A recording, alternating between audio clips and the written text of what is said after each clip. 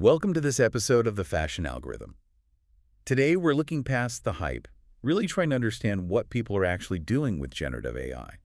We get this really interesting report from SimilarWeb. They analyze global web traffic patterns. Right, for AI platforms. Yeah, over 12 weeks ending May 9th this year. VentureBeat covered it. And it feels super relevant because it gives us actual data, shows which tools are really getting used, which ones maybe aren't living up to the buzz. Exactly, and how that's shaking things up online. And crucially for us, how it might be starting to ripple into creative fields, maybe even touching fashion business indirectly. Definitely. It's one thing to hear about new tech, another to see where people are actually spending their time online. It paints a much clearer picture. Okay, before we get in the nitty-gritty, a quick word about our sponsor. This episode is brought to you by CloutFit.ai. What CloutFit.ai does is pretty revolutionary for brands. It instantly links the outfits your influencers wear directly to your product inventory. Making that content shoppable right away. Exactly. Someone sees a look they love, they can buy it then and there. It turns inspiration into sales, boosts conversions, and tends to increase order value too. Really powerful stuff. To learn more, check out CloutFit.ai. That's CLOUTFIT.ai. CloutFit.ai. All right, let's dig into this SimilarWeb data. So they're using their own traffic analytics across different AI sectors. Right, proprietary stuff. But what I found really compelling was how they connect that to downstream effects, Well, how it's hitting traditional online services. yes, and the report really emphasizes why this matters, especially if you're making tech decisions inside a company. They argue that you need to know which external tools like ChatGPT, Claude, maybe Grok are popular. Because your employees, they're already using them. Oh, absolutely. They're bringing those habits to work. Yeah. So if your internal tools feel clunky or unfamiliar compared to what people use personally, well, good luck getting adoption, right? Exactly. It's about alignment. Matching internal tools to those external patterns could actually boost usage, maybe even cut down on training. Makes sense. Leverage what people already know instead of fighting it. User familiarity is key right now. Okay, so what's the data actually showing? First, big finding. Developer AI and coding tools are really surging. Yeah, this category saw huge growth. The report says traffic to these developer AI tools jumped 75% over just those 12 weeks. Wow, 75% in 3 months. That's significant. It really is. And they highlighted some specific examples too. Like Lovable saw this astronomical spike, something like plus 17,600%. Goodness. And Cursor, another one, showed steady growth month after month. So the takeaway there is that these aren't just experiments anymore. Seems like it. The analysis suggests they're becoming like essential infrastructure for software teams, really embedding into how developers work day to day. And that probably explains some of the M&A buzz we've heard. Very likely. The report mentions OpenAI was reportedly looking at Cursor, and they did buy Windsurf. It makes sense. They want a bigger slice of that booming market, especially since, their models often power these tools underneath anyway. Right, moving up the stack to capture more value. Makes strategic sense. Mm-hmm. Okay, let's shift gears. The report also tracked a couple of platforms that had a very different trajectory. Grok and DeepSeek. Remember the noise around them? Oh, yeah. Their story is, well, it's a classic hype cycle, maybe. Rapid rise, then a pretty sharp fall. Grok's numbers are wild. Traffic went up over 1,000,000% in March. 1,000,000%. Was that the whole uncensored Elon Musk thing? That seemed to be the driver, yeah. Plus the Musk Association. But then... Then the drop. Big one. Traffic fell over 5,200% by early May. Ouch. And DeepSeek. Similar pattern, just maybe less extreme. Peaked at over 17,000% growth, then dropped about 41%. Still a significant fallback. So the lesson there is virality isn't sticky. Pretty much. It suggests that initial hype, even massive hype, doesn't guarantee people will stick around long term, especially compared to the established players like OpenAI or Google. You need real utility, it seems. Novelty wears off fast if it doesn't solve a real problem. Okay, now this next one might be a bit surprising. AI writing tools seem to be fading a bit. Yeah, the report points to maybe some user fatigue setting in for those specific dedicated writing and content generation tools. Overall traffic in that category actually fell 11%. 11% down. And that includes some known names, right? Yep.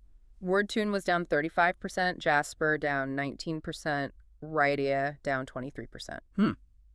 For businesses, maybe including fashion brands using these for marketing copy or product descriptions, that suggests maybe these specific tools aren't quite hitting the mark, or perhaps the novelty's gone. Could be. There was one interesting exception, though, Originality.ai. Its traffic was steady, even growing. And that one focuses on AI detection, not Sure. generation, right? Exactly.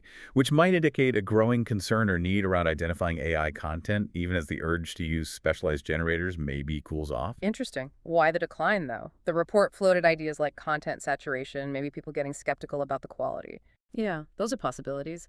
Another idea mentioned was that maybe people are just skipping the dedicated tools now. How so? Well, just using the general chatbots, ChatGPT, Gemini, Claude for writing tasks. I mean, they handle text input and output natively. That makes a lot of sense. Uh, If you need some quick copy, you just ask the main AI you're already using. right. Why go to a separate tool unless it does something really unique or much better? Okay, let's look at the creative side there.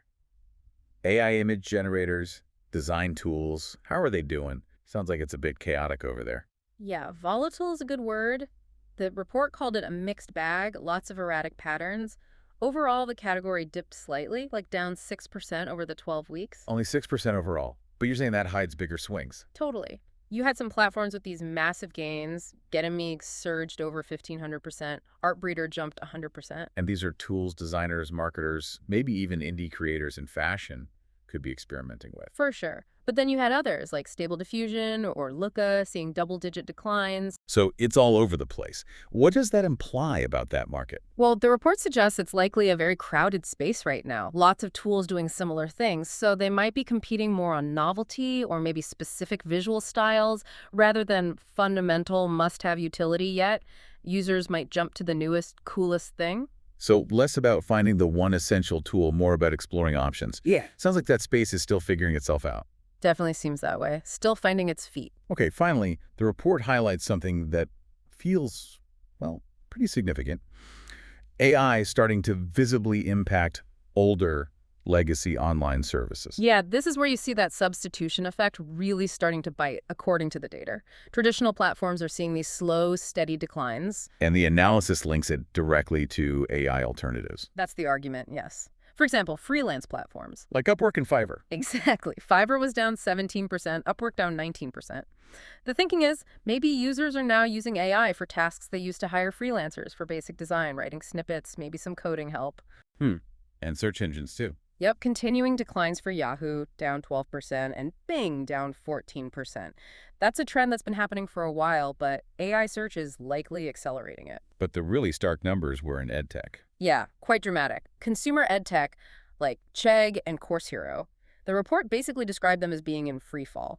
Chegg down 62%, Course Hero down 68%. Wow. Over 60% drops in just 3 months. That's a huge signal. It really is. It strongly suggests students are finding answers or help elsewhere, and AI assistants are the likely culprit. So taking a step back, what's the bigger picture here from this impact on legacy sites? It looks like the early stages of AI disruption starting to chip away at the usefulness of some long-standing online services. For businesses that rely on these platforms, or even are these platforms, it's a pretty clear warning sign. The ground is shifting. Yeah, like if your creative workflow heavily uses freelance sites for tasks AI can now do reasonably well, you might need to rethink that. Or just expect those marketplaces themselves to change. Okay, so let's try and pull this all together for you listening. We've seen developer tools are booming, clearly finding real utility. Creative AI, like image generation, is active but really volatile. Lots of churn. Right, still settling. Dedicated AI writing tools seem to be losing some steam, maybe getting absorbed into general chatbots. Yeah, possibly. And then there's the clear impact starting to show on older platforms. Freelance sites, search, and especially EdTech are seeing declines linked to AI. These patterns basically give us a map, right? Showing where AI is gaining solid traction versus where it's maybe more hype or hitting limits. And understanding that map where users are actually spending time is super valuable. Whether you're picking tools for work, playing with creative AI, or just trying to figure out this whole landscape. It helps you see past the noise, focus on what's really sticking. Especially if you're in a field like fashion or design, seeing the churn in image tools or the shift away from certain freelance tasks gives you a read on where things are right now. Exactly. It helps ground the conversation in actual user behavior. Well, this dive into the SimilarWeb data has definitely given us a clearer, maybe more nuanced view of AI adoption. Yeah, it shows growth isn't uniform at all. Different applications are having very different journeys. So to leave you with something to think about, based directly on what we've just discussed, Seeing those sharp drops in legacy platforms like the freelance sites and particularly EdTech, are we watching the beginning of a really fundamental shift? A shift in how we find information, how we get work done, maybe even how we learn. Yeah. And how do those older services adapt? Or can they? Is their basic model potentially becoming obsolete now that AI is so accessible? That's the big question, isn't it? One a lot of businesses, and frankly all of us, probably need to start grappling with. Indeed. Thank you for joining us for this episode of The Fashion Algorithm. We hope this look at the AI usage data gave you some useful insights.